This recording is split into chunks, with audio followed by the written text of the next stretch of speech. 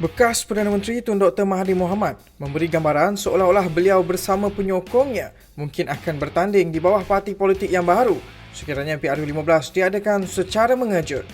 Dalam satu wawancara bersama laman web berita Investvine, Mahathir berkata beliau juga akan tetap berkempen tetapi pada masa yang sama membayangkan untuk tidak memainkan peranan utama. Mengulas lanjut, beliau yang juga ahli Parlimen Langkawi turut mengulangi ramalannya bahawa Bersatu akan kalah teruk dalam pilihan raya umum yang akan datang.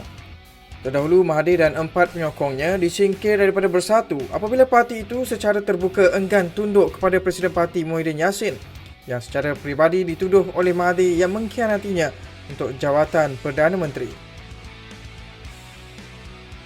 Presiden PKR Datuk Seri Anwar Ibrahim menyifatkan golongan yang berpaling tadah daripada Pakatan Harapan sebagai katak. Ini kerana katanya golongan tersebut tidak mempunyai pendirian yang tetap serta membentuk kerajaan baharu yang dinamakan sebagai Perikatan Nasional. Bagaimanapun, Anwar berkata beliau bukan mempertikaikan keputusan yang di-Pertuan Agong yang melantik Perdana Menteri. Sebaliknya, peraturan dan etika politik. Dan pada itu, ketika disoal mengenai sama ada beliau setuju apa yang berlaku terhadap PH merupakan angkara bekas Perdana Menteri Tun Dr. Mahathir Mohamad, Anwar enggan menjawab. Sebaliknya berkata beliau mahu melihat ke hadapan dan melihat perubahan untuk negara. Presiden Warisan Sabah Datuk Seri Shafie Apdal berkata cadangan untuk menjadikan beliau sebagai calon Perdana Menteri adalah merupakan cadangan yang dibawa oleh Amanah dan DAP.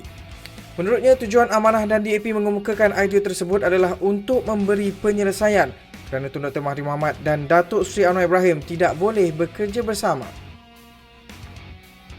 Dalam pada itu, Shafie yang juga Ketua Menteri Sabah turut mendakwa selain Mahathir dan ahli parlimen yang menyokongnya, ada beberapa individu dalam kem Anwar turut menyampaikan sokongan kepadanya.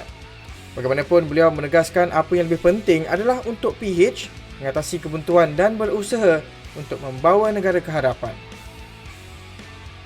Tiada kes penularan tempatan dalam 4 kes baharu positif COVID-19 yang direkodkan semalam. Ketua Pengarah Kesihatan Datuk Dr. Nur Hisham Abdullah berkata, 4 kes berkenaan melibatkan 3 rakyat Malaysia dan seorang warga asing yang memasuki negara ini. Menurutnya, pertambahan itu menjadikan jumlah kumulatif positif COVID-19 adalah 8,729 kes. Sementara itu, beliau turut memaklumkan 6 pesakit COVID-19 sedang dirawat di unit rawatan rapi. Hanya 4 pasukan dalam Liga Malaysia telah melengkapkan proses penswastaan kelab ketika ini menjelang tarikh akhir ditetapkan Persatuan Bola Sepak Malaysia FAM pada September depan. Setiausaha Agung FAM, Stuart Ramalingam tanpa mendedahkan butiran terperinci berkata, 12 lagi pasukan sedang giat melengkapkan proses pemisahan status Persatuan Bola Sepak kepada kelab bola sepak. Sementara 6 pasukan belum memulakan proses berkenaan setakat ini. Mengulas lanjut, Stuart berkata penularan pandemik COVID-19 dan perubahan tampuk pentadbiran kerajaan negeri yang berlaku sejak Mac lepas juga telah mempengaruhi proses penswastaan kelab. Bagaimanapun, beliau berkata FAM sentiasa bersedia memainkan peranan dalam membantu kelab bola sepak melengkapkan proses itu mengikut ketetapan yang dibuat.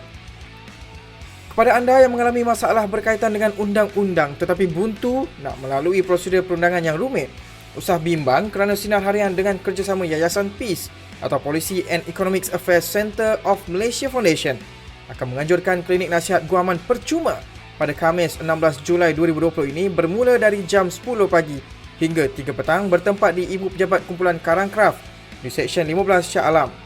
Dan teruskan setia bersama Sinar Harian di portal Facebook, Instagram, Twitter dan YouTube.